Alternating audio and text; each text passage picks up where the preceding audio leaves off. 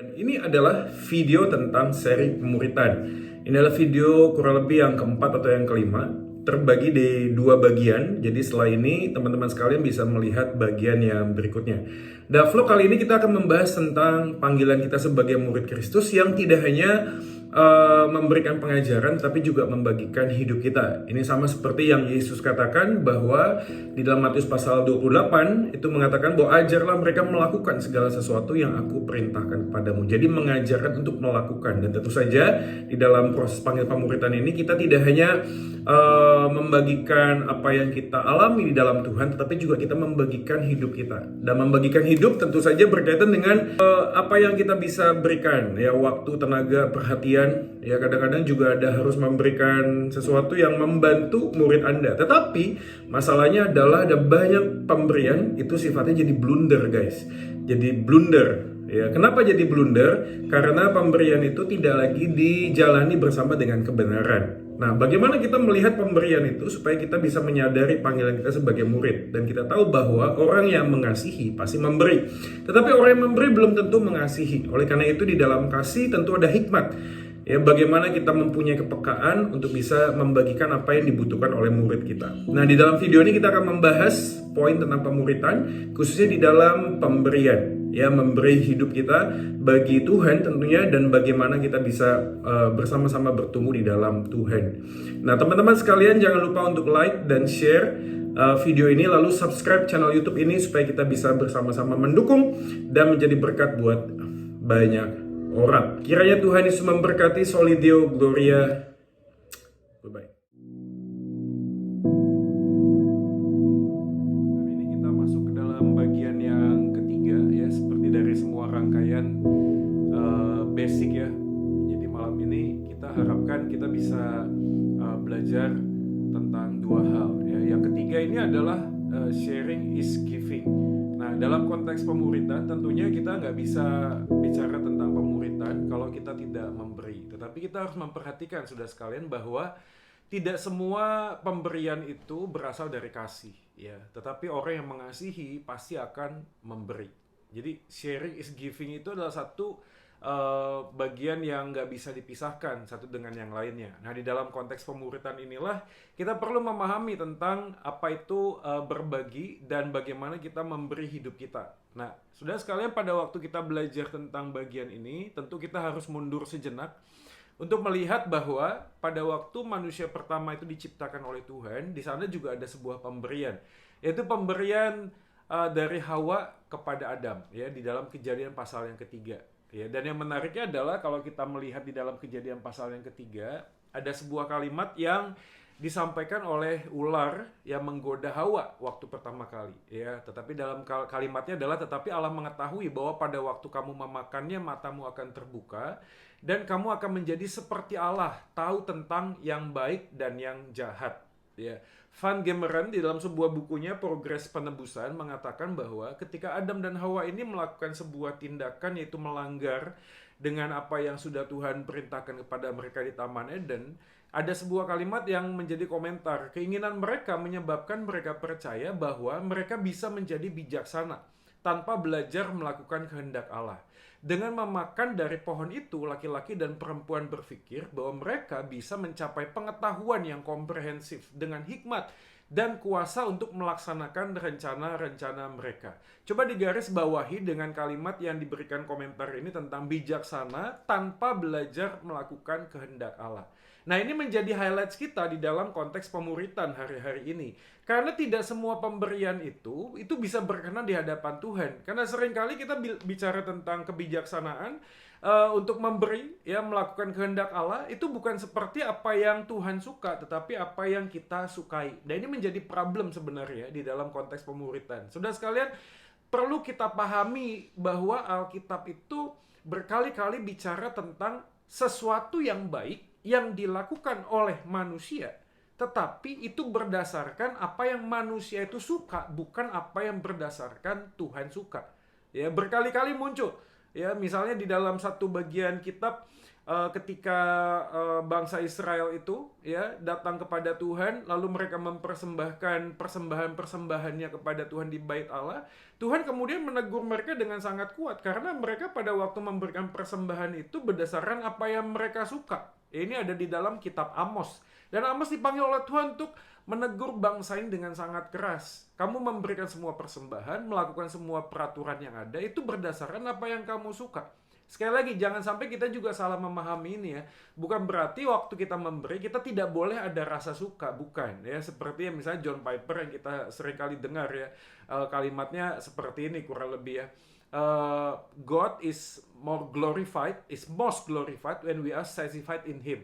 Tuhan itu sangat dimuliakan ketika kita ini puas di dalam Dia. Jadi yang digaris bawahi adalah kepuasan itu tidak salah. Tetapi kepuasan yang di mana yang menjadi poinnya. Nah, kepuasan di dalam Tuhan, maka di sanalah Tuhan itu dimuliakan. Sama seperti pada waktu kita memberikan atau berbagi kehidupan atau membagikan sesuatu kepada anak-anak murid kita, misalnya dalam sebuah kelompok. Nah, ini kan misalnya kita adalah kepala atau ketua, ya ketua CG, atau kita adalah orang yang dipanggil untuk memuridkan.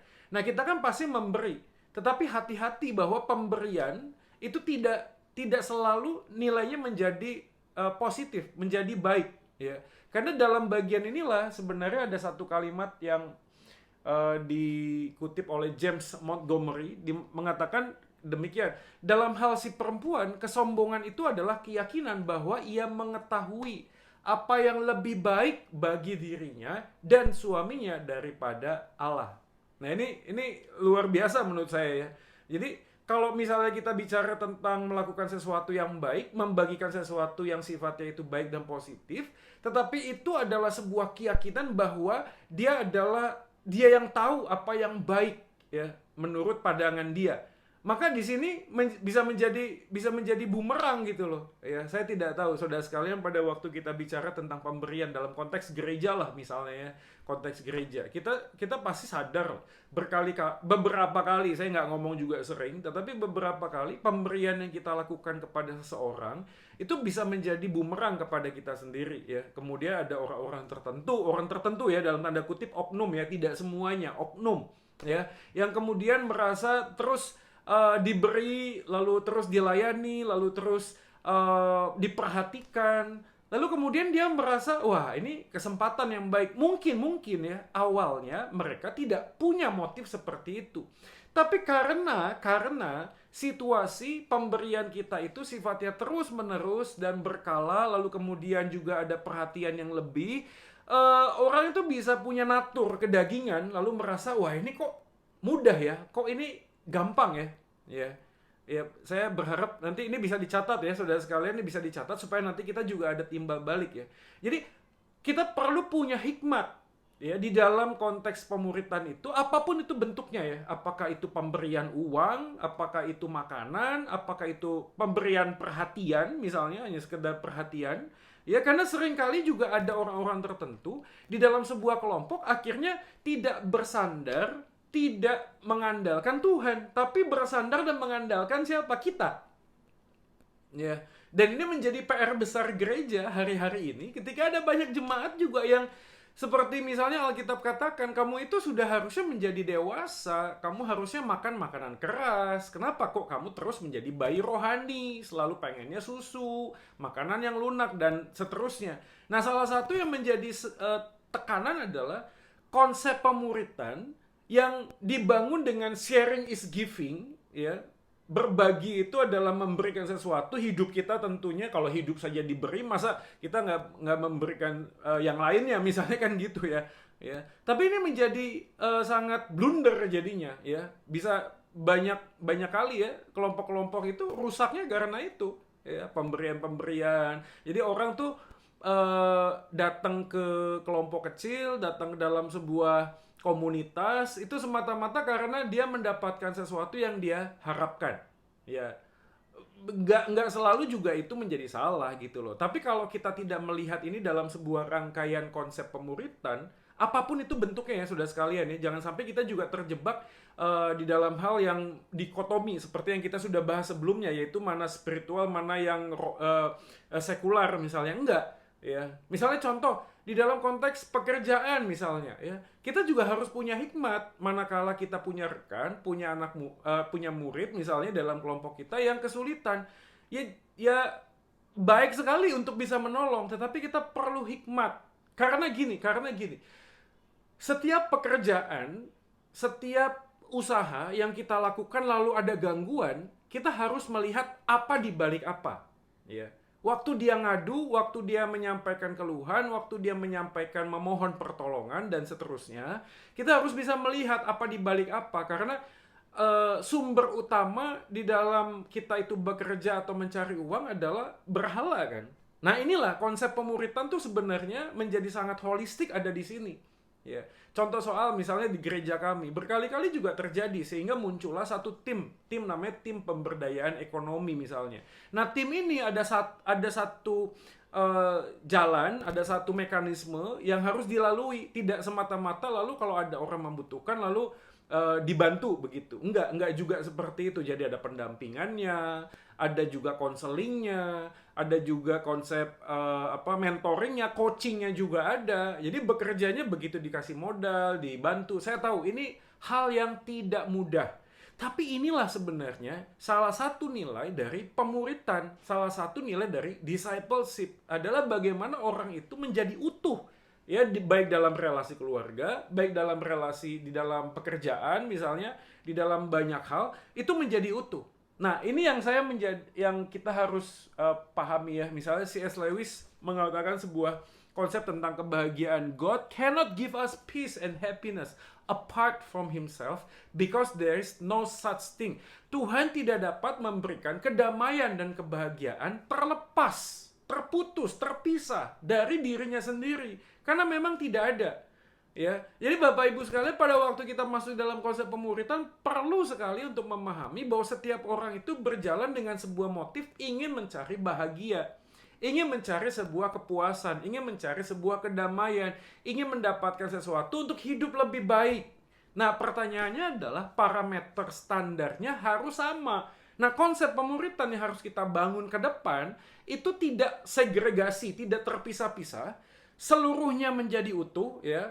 Jadi konteksnya memang luas ya, apakah itu sekali lagi apakah itu bentuknya juga pekerjaan, tapi kita harus lihat jangan sampai orang itu bekerja, pekerjaan itu justru menjadi sumber kebahagiaannya. Nah, waktu pekerjaannya terganggu, waktu mata pencaharian terganggu, waktu income-nya terganggu, dia sangat sulit untuk menemukan kebahagiaan. Di sanalah sebenarnya value yang sangat kuat di dalam pemuritan, yaitu bagaimana kita dan teman-teman di dalam kelompok kita itu berjalan bersama-sama, ya, berjalan bersama-sama, bertumbuh untuk menemukan kebahagiaan di dalam Kristus Tuhan.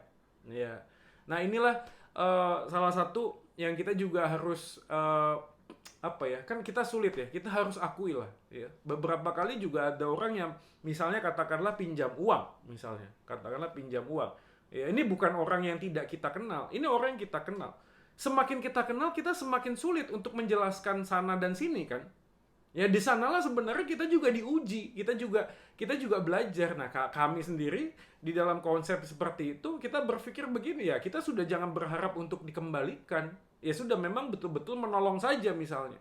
Ya, tapi tidak hanya terus memberikan uang.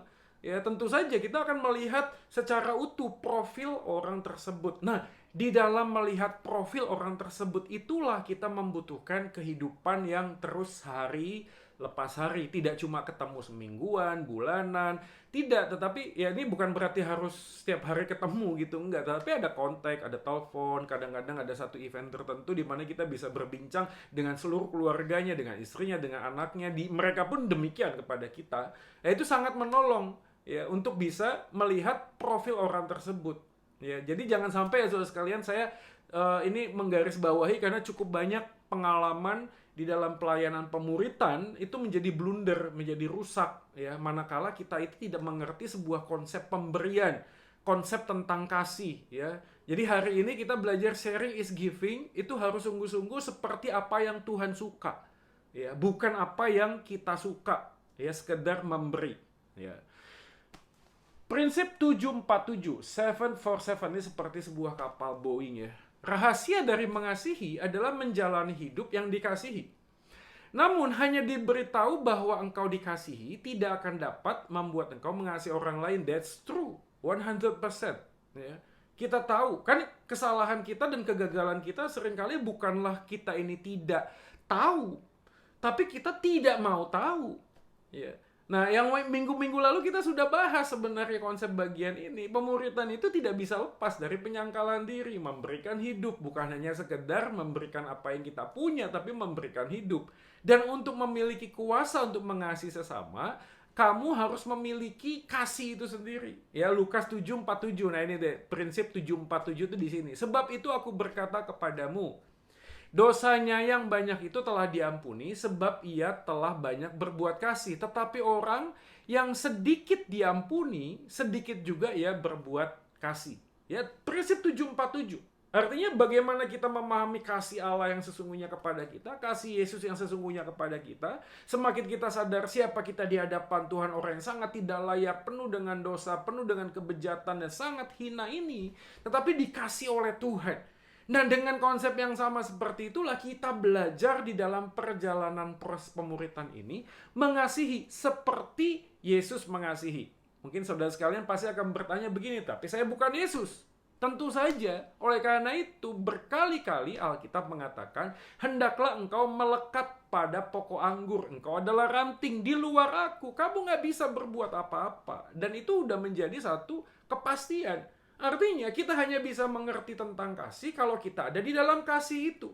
Kita hanya bisa mengerti bagaimana mengasihi kalau kita ada di dalam kasih itu. Kita hanya bisa mengerti bagaimana diri kita sesungguhnya dikasih oleh Tuhan kalau kita mengalami perjumpaan dengan Tuhan. Jadi konsep pemuritan adalah membawa teman-teman kita, orang-orang lain, bukan untuk belajar kita sekedar saling mengasihi, tetapi membawa mereka untuk belajar mengasihi Tuhan Allah yang lebih dahulu mengasihi mereka. Ya, saya berharap saudara sekalian bisa memahami bagian ini ya. Jadi poin kita di dalam konsep pemuritan adalah jangan membuat orang itu bersandar pada kita. Jangan membuat orang itu kemudian mengandalkan kita. Tetapi bagaimana kita menjadi fasilitator, ya, menjadi imam, ya, dalam tanda kutip, membawa mereka itu untuk melihat dan mengenal Tuhan yang kita kasihi di dalam bukan hanya dengan kata-kata, tetapi dengan pengalaman dan perjalanan hidup kita hari lepas hari. Oleh karena itu, saudara sekalian, kita tidak bisa menampik bahwa bagaimana kehidupan dan relasi kita di dalam Tuhan sangat menentukan, ya, sangat menentukan di dalam kita ini belajar menjalani kehidupan pemuritan, khususnya di dalam gereja kita masing-masing, ya. Dan dalam konteks bagian ini nanti kita akan coba explore lebih dalam lagi. Segala bagian di dalam konteks gereja tuh harus saling mengisi, harus saling melengkapi, ya. Jangan sampai begini, ketika kita punya satu jalur tentang konsep mengasihi dan pemuritan yang sudah dibakukan, lalu kita membuat sebuah jalur yang lainnya, yang kemudian itu tadi membuat beberapa orang melihat, loh kok gereja begini, kalau di sana dikasih, di sini enggak, misalkan ya, lebih baik saya di sana saja. Ya, beberapa kelompok tertentu melihat, beberapa kelompok orang-orang tertentu melihat dirinya di kelompok ini lalu membandingkan, gitu, membandingkan dengan orang atau kelompok lainnya. Sharing is giving. Melihat tidak sama dengan memperhatikan. Kita mungkin melihat banyak hal, ya, tetapi tidak memperhatikannya karena menganggap hal itu terlalu biasa. Karena kita tidak membutuhkannya. Atau bisa juga karena kita terlalu asik melihat ke dalam diri kita sendiri. Ya. Maka pada waktu kita belajar tentang memberi dalam konteks mengasihi sesama kita, sangat diperlukan kita ini memperhatikan, bukan hanya melihat kondisi orang tersebut. Ya. Jadi Bapak Ibu dan saudara sekalian yang melihat video ini juga harus bisa mencermati dan melihat bagaimana sesungguhnya apa yang Tuhan itu inginkan di dalam kita ini berada di dalam satu konsep pemuritan. Berilah perhatian kepada Allah dan juga kepada rekan kita. Berdoalah agar Allah menunjukkan apa yang Dia inginkan untuk kita bagikan kepada rekan kita. Nah, di dalam bagian inilah sebenarnya yang tadi saya garis bawahi berkali-kali bahwa sharing is giving, it's good. Ya, tetapi bukan hanya sekedar membagikan apa yang dibutuhkan, tetapi juga melihat sebenarnya apa yang menjadi problem di dalam spiritualitas dan kehidupan para murid atau kita sendiri di dalam konsep atau perjalanan hidup bersama-sama di dalam kelompok pemuritan tersebut. Oleh karena itu, Bapak, Ibu, dan saudara sekalian, pada hari ini di dalam video ini kita akan coba melihat secara utuh tuh, ya, memperhatikan orang lain itu harus melihatnya dari segala sisi. Ya, segala sisi. Oleh karena itu, saudara sekalian, berilah perhatian kepada Allah dan juga kepada rekan kita. Berdoalah agar Allah menunjukkan apa yang Dia inginkan untuk kita bagikan kepada rekan kita. Di dalam perjalanan kita, hidup di dalam konsep pemuritan, pengenalan akan Allah itu sudah pasti tak terelakkan. Kita membutuhkan. Tapi yang tidak kalah pentingnya adalah kepekaan.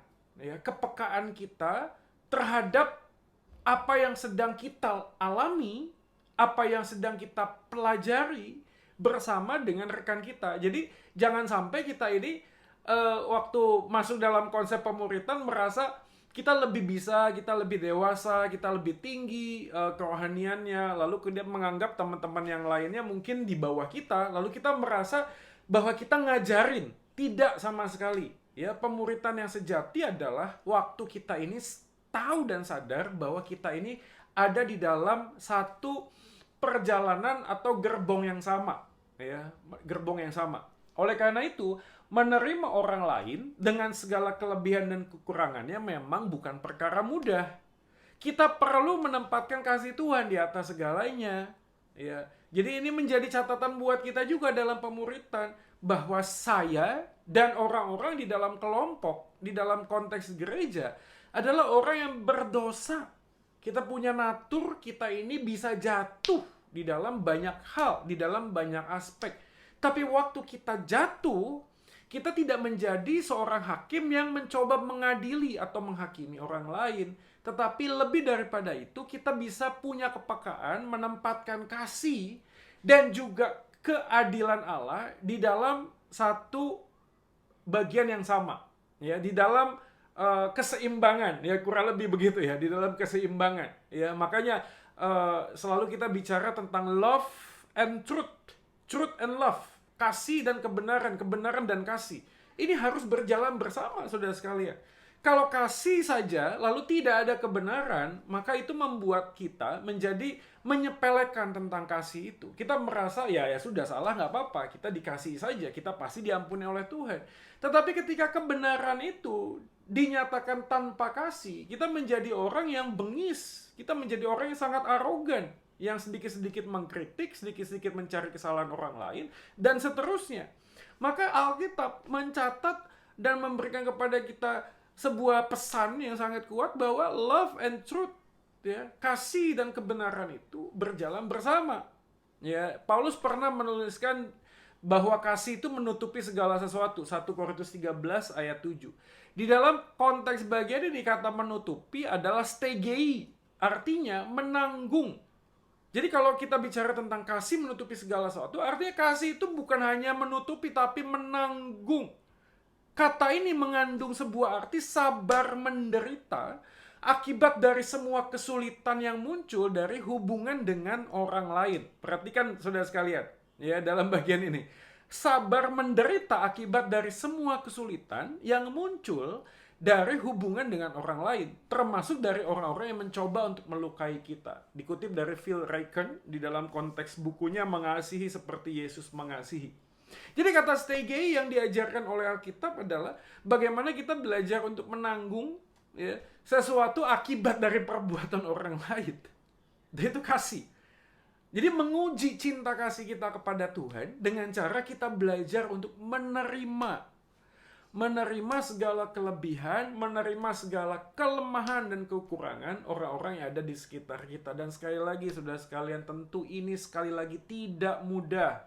Maka di dalam perjalanan untuk memuridkan orang lain, kita harus tetap memastikan kondisi kerohanian kita itu ada di dalam satu kondisi yang sehat.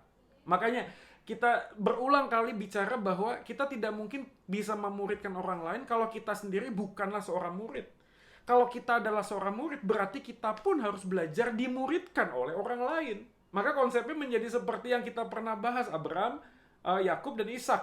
Ya, di dalam satu perjalanan kita juga dimuridkan oleh hamba Tuhan, oleh orang-orang yang ada di atas kita. Hamba-hamba Tuhan juga mempunyai sebuah komunitas bersama yang saling melengkapi, saling mengisi, dan di sanalah kita belajar untuk menjaga stabilitas, menjaga kerohanian kita tetap sehat. Karena tanpa itu sangat mustahil, sangat sulit.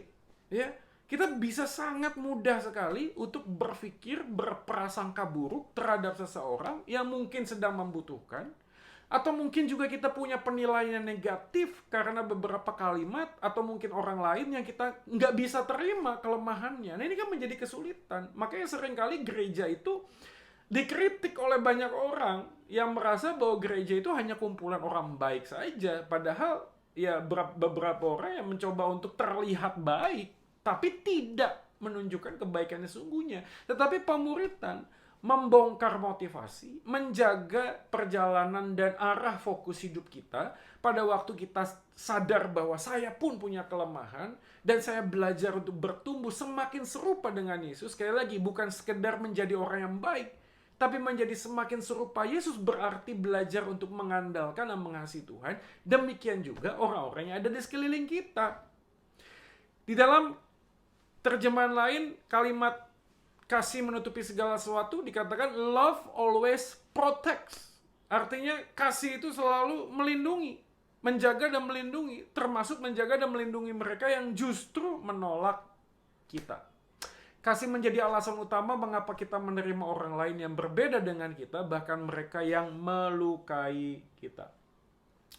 Ayo saudara sekalian, kita kalau mau jujur, ya, apakah kita pernah punya pengalaman dilukai atau terluka, atau bahkan sadar atau tidak melukai orang lain? Di mana? Di dalam gereja. Dan ini bukan cerita baru, ya. Bukan cerita baru. Dan yang menjadi ironisnya adalah beberapa orang memutuskan untuk mengambil jalan singkat, shortcut gitu. Kenapa kok mengambil jalan singkat? Karena memang tidak punya satu kultur dan budaya untuk mengakui kesalahan, untuk menerima kesalahan dan memberikan kesempatan yang kesekian kalinya. Nah, ini sekali lagi, ini bukan perkara mudah. Olehnya di dalam konsep pemuritan, share is giving adalah berarti mempersembahkan hidup kita, memberi hidup kita secara total untuk menjadi bagian ini, ya, dalam konsep pemuritan itu. Ini. Oleh karena itu kita langsung saja di dalam bagian ini kita akan mencoba melihat bahwa salah satu kunci di dalam pemuritan adalah keterbukaan. Ya, keterbukaan, otentisitas, berkali-kali kita selalu bicarakan, ini bukan berarti mengumbar dosa atau kelemahan. Bukan. Ya, tetapi kita belajar untuk melihat bagaimana kasih karunia Allah itu dinyatakan. Ya, kasih karunia Allah itu dinyatakan di dalam segala kelemahan dan kejatuhan kita, sehingga fokus di dalam keterbukaan bukan kejatuhan kita, tetapi fokusnya terletak di dalam kasih karunia Allah yang memberikan kepada kita sebuah disiplin. Ya. Disiplin, sehingga kita bisa belajar untuk menjadi pribadi yang semakin serupa dengan Tuhan. Keterbukaan bukan berarti mengumbar dosa. Keterbukaan berarti berbicara mengenai ketidaksempurnaan kita di hadapan Tuhan dan bagaimana kita itu mempunyai kerinduan untuk menjadi semakin serupa dengan Dia.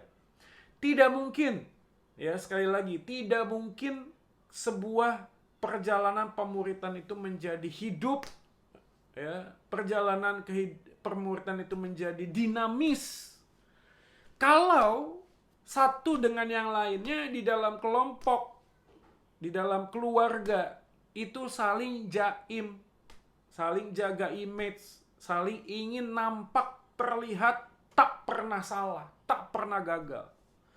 Ya ini kan beberapa kali juga menjadi pengalaman ya. Misalnya ada beberapa orang di dalam kelompok pemuritan itu ya dia bicara apa adanya sih. Tapi dia selalu mengingat apa yang terjadi 5 atau 10 tahun yang lalu gitu loh. Ya oke, itu bagus gitu loh. Tapi yang kita tanya sekarang adalah hari ini, minggu ini, bulan ini, apa yang sedang Tuhan nyatakan di dalam kehidupan kita? Apa yang Tuhan sedang disiplin? Apa yang Tuhan sedang sampaikan dengan keras kepada kita? Apa yang harus kita ubah? Apa yang Tuhan ingin untuk kita lihat dan pelajari? Ya. Suatu kali saya punya pengalaman sebuah kelompok. Setelah kita baca firman Tuhan, lalu salah seorang ya orang yang sebenarnya juga sudah senior, ya pengalamannya bersama dengan Tuhan, belajar firman Tuhan juga sangat luar biasa. Lalu dia berbagi sebuah pengalaman yang saya tidak pernah lupakan. Ya, dia bicara tentang anaknya. Ya, ini singkat saja ya. Dia menyampaikan sesuatu yang berkaitan dengan anaknya ketika itu anaknya lulus ya dari luar negeri, ya, S2. Lalu setelah dia lulus, dia menghampiri papanya lalu memberikan akte atau ijazah kelulusan S2 dengan sangat baik ya. Lalu dia bilang begini, "Papa, aku sudah menyelesaikan apa yang Papa mau. Ini hasilnya dan izinkan sekarang saya mengejar apa yang Tuhan inginkan di dalam kehidupan saya." Dan papanya itu shock sekali. Dia kaget sekali, dia minta ampun dan bertobat karena dia tanpa sadar, ya, tanpa sadar, sekali lagi yang kita sudah pahami di dalam minggu-minggu sebelumnya tentang epistemologi, bagaimana saya tahu apa yang saya tahu. Ada satu tradisi, ada satu konsep, ada satu ambisi yang tertanam di dalam hatinya, di dalam pikirannya, sehingga itu menjadi obsesi yang ingin kemudian dicurahkan kepada anaknya. Bayangkan. Ya. Lalu dalam perjalanan itulah saya kemudian melihat, ya betul ya, pemuritan itu memperlihatkan bagaimana kasih Tuhan itu nyata. Seiring dengan perjalanan hidup kita, dia menegur, dia mendisiplin, bukan karena dia membenci, tapi karena dia justru mengasihi. Makanya saya selalu punya quotation, kalau ditegur itu jangan marah, karena ditegur adalah